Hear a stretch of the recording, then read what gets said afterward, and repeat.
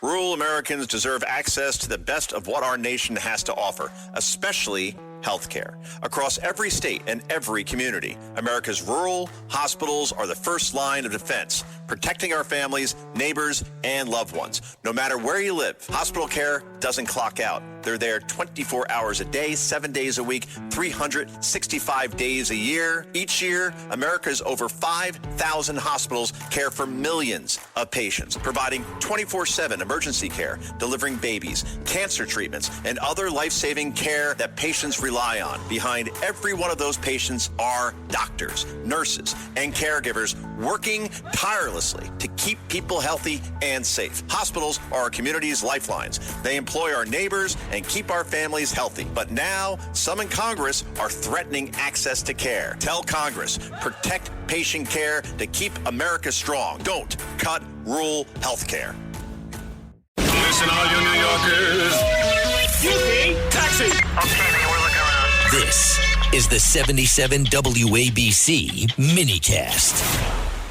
Well, President Trump, by the way, put out a big Truth Social post just a little bit ago, and he really took it to what he says the squad members Ilhan Omar and Rashida Tlaib for their very rowdy behavior last night in the State of the Union address, calling for them, get this, for them to be, quote, institutionalized.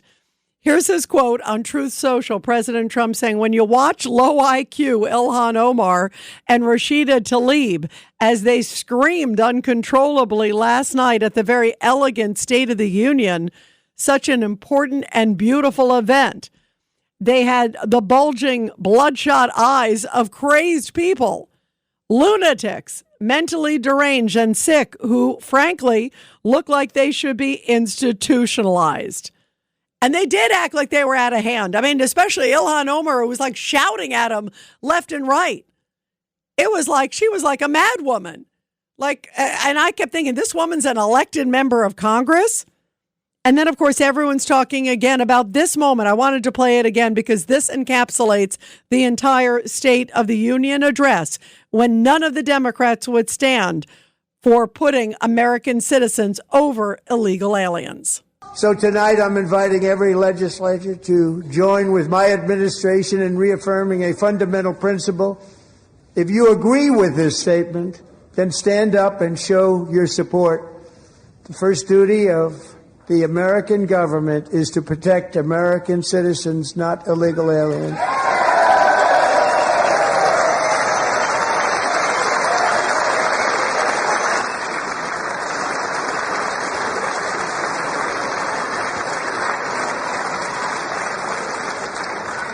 Isn't that a shame? You should be ashamed of yourself not standing up. You should be ashamed of yourself. I agree. They should be ashamed of themselves. And yet, here's Pramila Jayapal, Democrat of Washington State, another member of the squad. She was on MS Now, and this was her message to President Trump. I want to talk about one tactic the president used last night, calling on members to stand. The president clearly trying to box Democrats in there. What was the message Democrats who stayed seated were intending to send? The message is that he's the one who should be ashamed of himself. He's the one who should be ashamed of himself for what, calling them out? They did act like lunatics when they were screaming at him, absolutely screaming at him. And then Ilhan Omar, I mean, you would have thought she was in like a WWE match. I mean, just to see her and Pramila Jayapal wearing, first of all, that crazy F ice pin, that was completely inappropriate. But then the shouting and the screaming, these people were completely out of control, and they did look like lunatics. And so here is Congresswoman Yvette Clarke, Democrat of New York.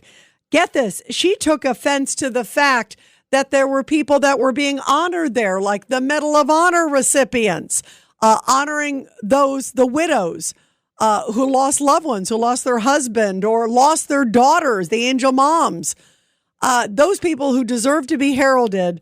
Well, Yvette Clarke didn't seem to think it was a positive affair. Listen to this. I was there, and it was as horrific as I thought it would be. Did you leave early? Absolutely. It was like an award show. You get a medal. You get a medal. You get a medal. That is crazy. An award show because he was honoring these people.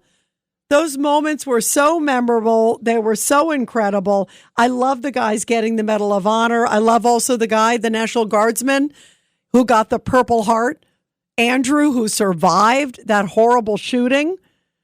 And yet they were mocking it like it was an award show. Like you're not supposed to celebrate America or American greatness.